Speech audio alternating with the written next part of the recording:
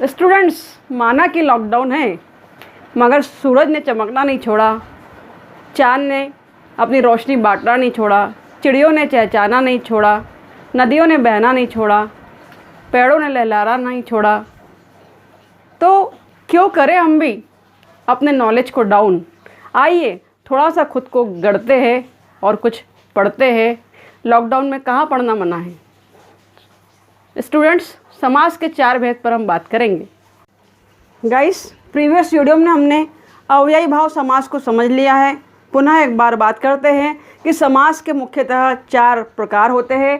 पहला तत्पुरुष समास, जिसे हम डिपेंडेंट कंपाउंड डिटर्मिनेटिव भी कहते हैं।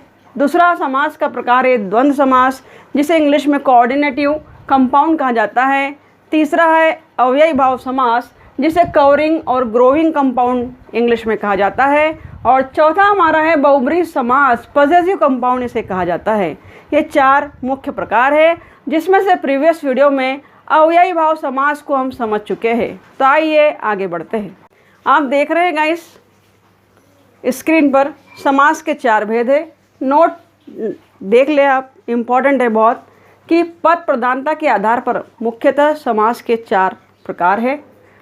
नंबर 2 नोट आपके लिए है, बहुत इम्पॉर्टेंट है, जिसमें कर्मधारय समास तत्पुरुष समास का ही एक रूप है। हमने 6 समास की बात नहीं करी, हमने मुख्यतः 4 समास की बात करी। तो एक और समास शामिल होता है कर्मधारय समास, जो कि तत्पुरुष का ही एक रूप है, इसलिए हमने कर्मधारय को अलग से नहीं लिखा। तीसरा इम्पॉर्टेंट पॉइंट है कि द्विगु समास कर्मधारय का ही एक उपभेद है।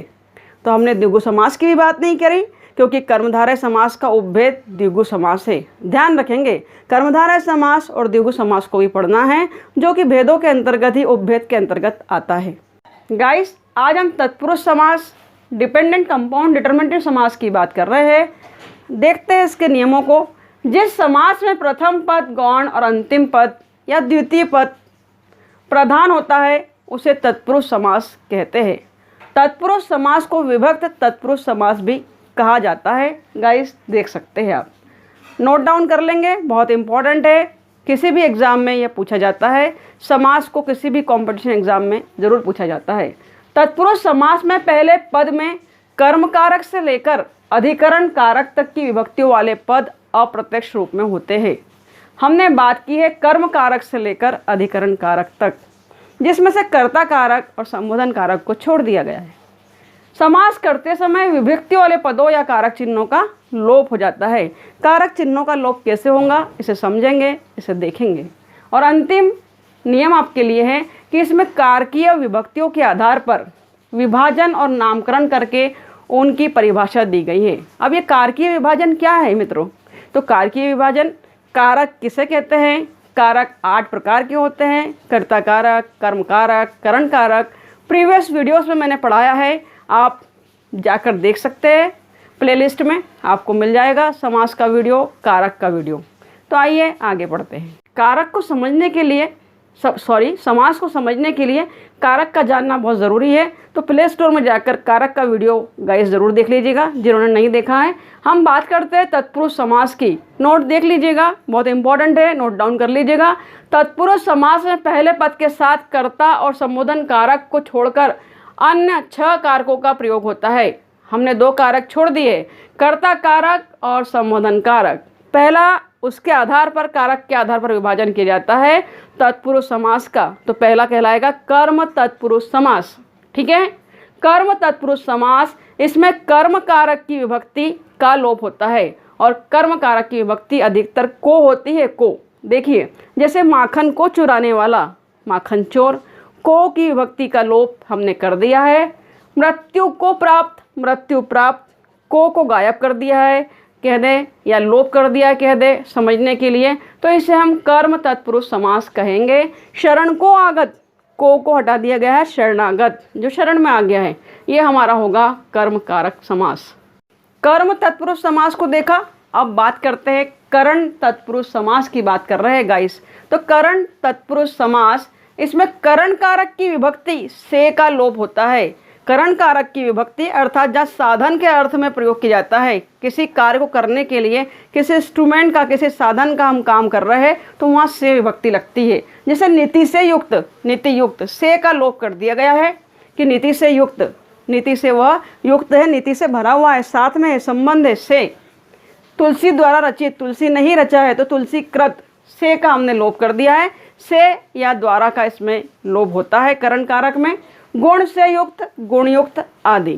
तत्पुरुष समास का अगला भेद देख सकते हैं आप, अपादान तत्पुरुष समास। इसमें अपादान कारक की विभक्ति से का लोप होता है। अब गाइस कंफ्यूज मत होइएगा, करण कारक में भी से विभक्ति है, अपादान कारक में भी से विभक्ति है, परंतु करण कारक में जो भी है वो साथ में महसूस होता है, जुड़ा हुआ महसूस होता है, और अपादान कारक का अर्थ होता है पृथक होना, उससे बिल्कुल अलग हो जाना। ऐसे भली भांति समझेंगे और भी नेक्स्ट वीडियो में, अभी समझ में आ रहा होगा, अन्यथा आप पूछ सकते हैं कमेंट बॉक्स में। तो देखिए अपादान कारक की विभक्ति भी से होती है, परंतु इसका तात्पर्य अलग हो जाने के अर्थ में होता है से। जैसे कर्तव्य से विमुख, से का लोप होगा। कर्तव्य विमुख अर्थात व्यक्ति कर्तव्य से बिल्कुल अलग हो चुका है, अलग होने का भाव। बल से हीन, बल है ही नहीं उसमें, बल और उसका कोई संबंध नहीं है। तो जहाँ संबंध विच्छेद की बात हो, जहाँ अलग हो जाने की बात हो, वहाँ अपादान तत्पुरुष समास होगा। गुण से हीन, गुणहीन, गुणों का कोई मेल उससे है ही नहीं, गुण उसके अंदर व्याप्त नहीं है, पर्याप्त नहीं है, तो वहाँ होगा अपादान तत्पुरुष समास। तत्पुरुष समास का अंतिम भेद हम देख रहे हैं, संबंध तत्पुरुष समास।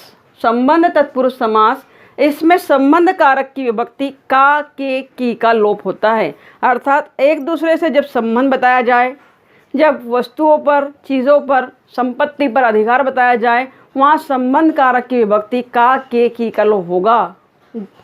ठीक है स्टूडेंट्स, मेरी किताब उसका घर, यह भी संबंध कारक के अंतर्गत आता है कि संबंध बताया जा रहा है, मेरा भाई, उसकी बहन आदि। जैसे विद्या का सागर, विद्या सागर, का हमने लोप किया, संबंध बताया गया है, सागर किसका, विद्या का सागर। समझिए तो आप एग्जाम में भली भांति 1 मिनट में निशान लगा कर आएंगे, सही कर आएंगे। राम की कहानी, राम कहानी, किसकी कहानी, राम की कहानी।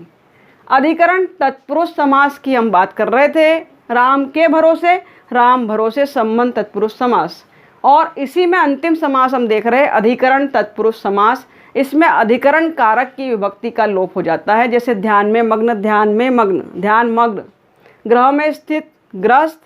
और आप पर बीती, आप बीती। अधिकरण में सतह के संपर्क की बात होती है कि व्यक्ति सतह में संपर्क में है, चाहे वो सतह आगे की हो, पीछे की हो, ऊपर की हो, नीचे की हो, कोई भी हो। तो इस तरह अपादान में हमने देखा, संबंध में देखा काके की का लोप होता है, और अधिकरण कारक में का लोप होता है, सतह से संपर्क का बोध होगा। तो आज तत्पुरुष समास के समस्त भेदों को भली भांति जाना और समझा। अगला प्रकार आप देख रहे हैं तत्पुरुष समास में, स्क्रीन पर आप देख सकते हैं संप्रदान तत्पुरुष। संप्रदान का अर्थ होता है कुछ प्रदान करना, किसी को कुछ देना। तो जब देने के अर्थ में बोध होता है तो वहाँ संप्रदान तत्पुरुष होता है। विद्या के लिए ग्रह, विद्या के लिए देने का बोध हो रहा है, विद्या देने का, घर, विद्या ग्रह, तो वो कहलाएगा संप्रदान तत्पुरुष। इसमें संप्रदान तत्पुरुष के लिए का लोप होता है हमेशा, के लिए। देखिए सभा के लिए भवन, सभा भवन आदि। तो इस तरह हमने संप्रदान तत्पुरुष में के लिए का लोप किया, तो संप्रदान तत्पुरुष समास कहलाएगा। और भी डिटेल में इसके एग्जाम्पल्स आपको नेक्स्ट वीडियो में मिलेंगे, थोड़ा सा देखिएगा आप ज़रूर। तत्पुरुष समास के विभिन्न भेदों पर आधारित विभिन्न उदाहरणों को लेकर मैं फिर से आ रही हूँ नेक्स्ट वीडियो में स्टूडेंट्स, ताकि अगर कोई कन्फ्यूज़न या कोई डाउट आपका बाकी रह गया है तो उसमें क्लियर हो जाएगा। तो बने रहिए, देखते रहिए, और वीडियो अगर अच्छा लगा हो तो लाइक करें, कमेंट करें, सब्सक्राइब करें। Thank you very much for watching my video. Thank you very much.